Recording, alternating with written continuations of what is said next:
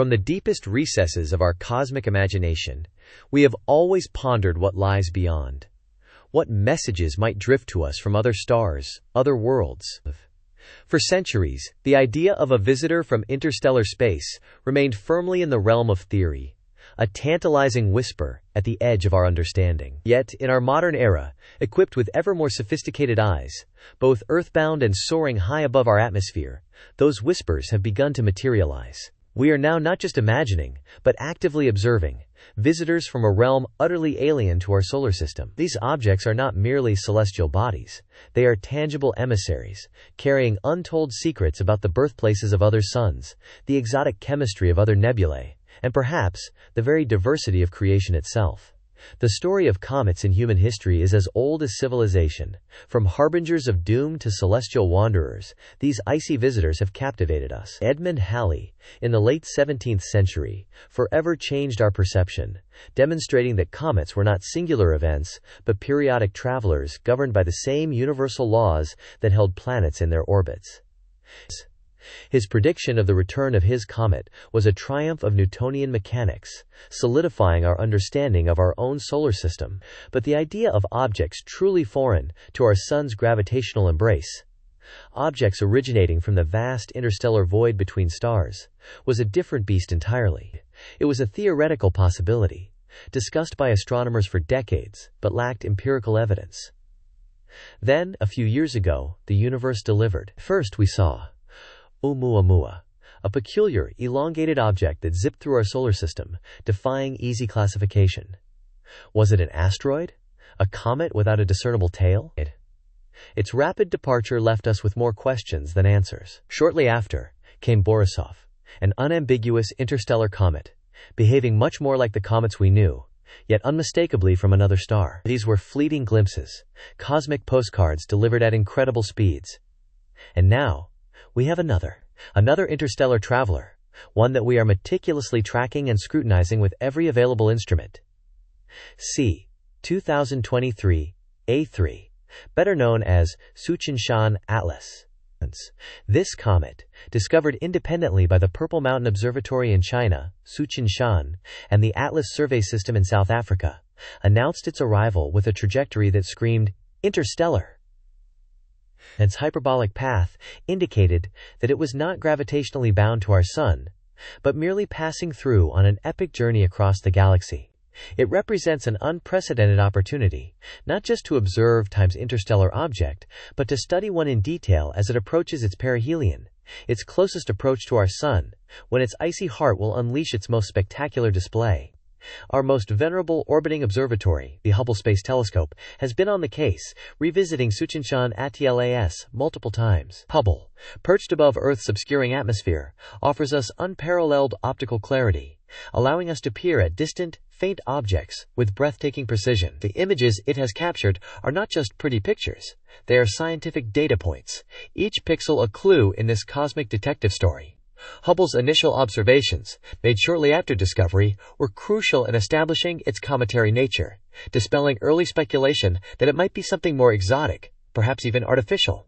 Those initial images already revealed the telltale signs of a developing coma and a nascent tail, a clear indicator of its icy composition being sublimated by the sun's growing warmth. More recently, Hubble revisited Tsuchinshan Atlas, capturing a new series of images. What we see is a remarkable, almost perfectly spherical coma.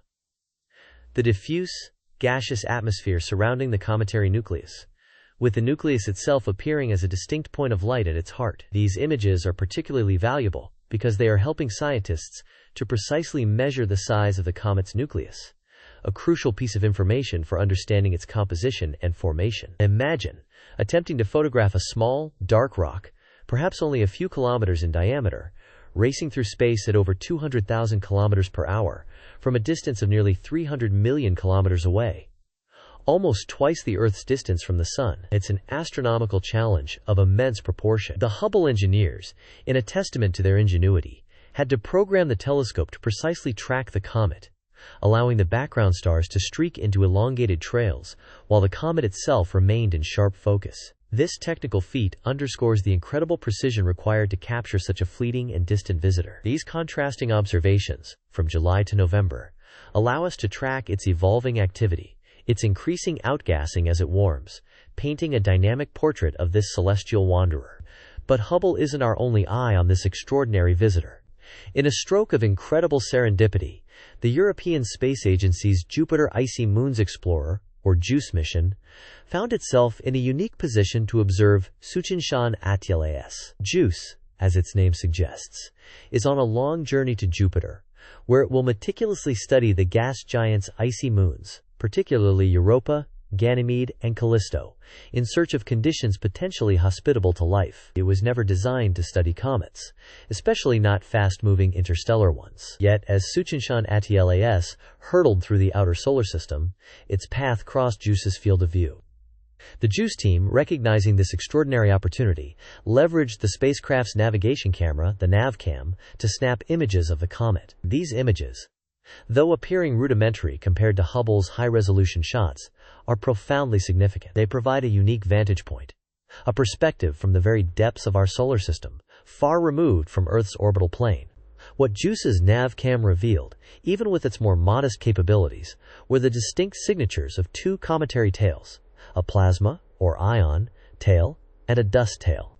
This is a classic characteristic of active comets. The plasma tail, formed by ionized gas interacting with the solar wind, always points directly away from the sun, a delicate stream of charged particles. The dust tail, on the other hand, consists of heavier dust grains pushed away by solar radiation pressure, often appearing broader and curving gently behind the comet's orbital path. The fact that JUICE, a spacecraft designed for icy moons, could capture these fundamental cometary features speaks volumes about the dynamism of Suchinshan ATLAS. While the initial images released used the NavCam, the JUICE mission actually captured data with 5 other instruments, the full downloads and analysis of which are eagerly anticipated, promising a wealth of new insights in the coming months, possibly in February 2026. This adds another crucial layer to our understanding, complementing the optical data with spectroscopic and other readings from different wavelengths.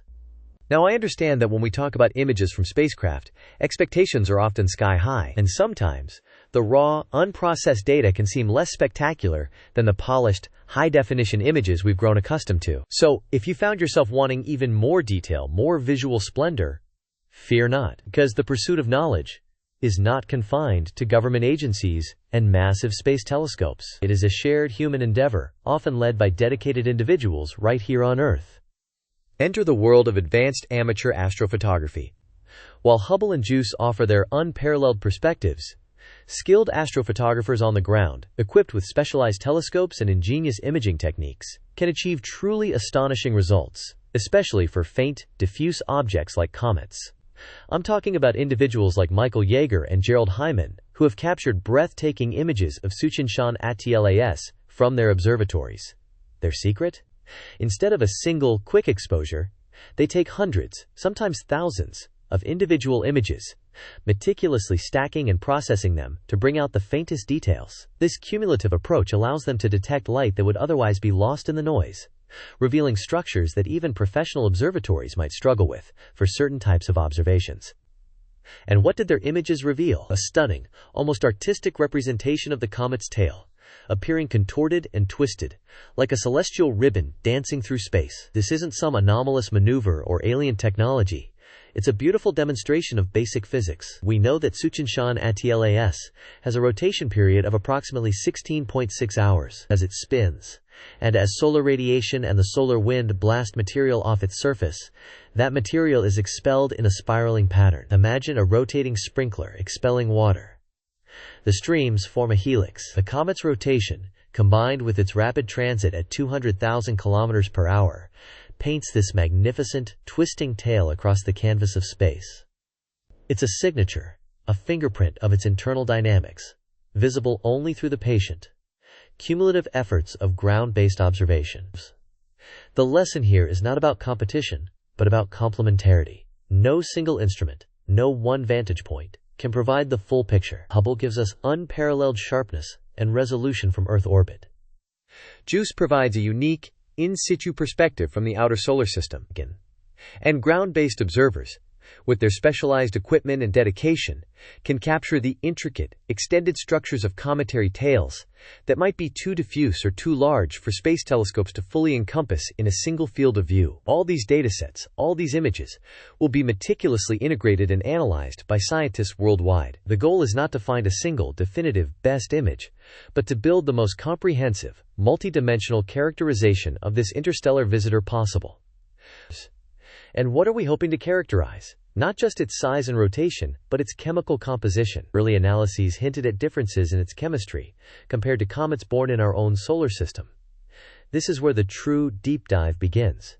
If the building blocks of planets and life vary from one stellar nursery to another, what does that imply for the diversity of worlds and, dare I say, the diversity of life throughout our galaxy? Are we witnessing a cosmic rice analogy, as I often like to put it? Just as rice, whether grown in Brazil, Japan, or India, is fundamentally still rice, yet takes on unique characteristics shaped by its local environment and preparation, so too might comets, planets, and even life itself retain universal qualities while exhibiting profound variations based on their galactic birthplaces.